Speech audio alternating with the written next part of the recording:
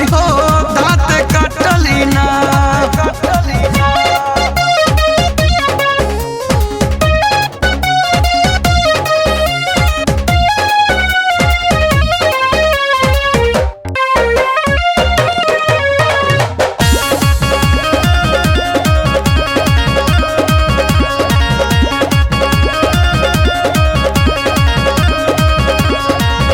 जेकर भतार घरवा पी के आवे दारू, रातिया में रोजे रोजे मारे में हरारू।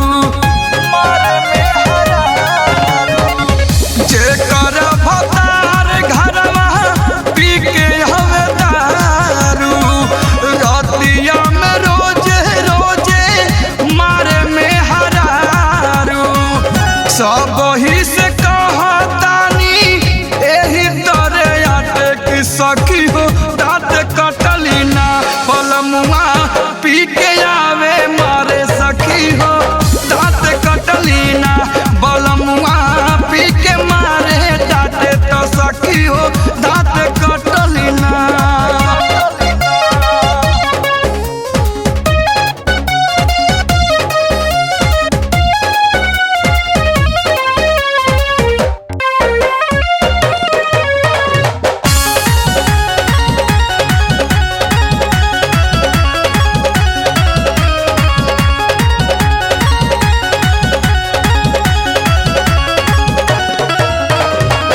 कहियो नु चल जाइब ठेका सरकारी, चंद्रिका दया के सुनाइब खूबे गारी।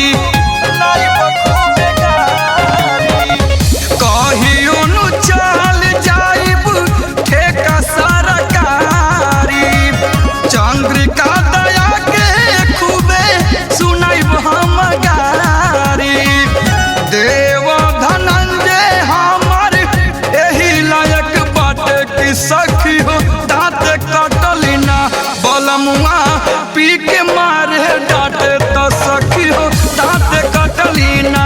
तपियावा पी के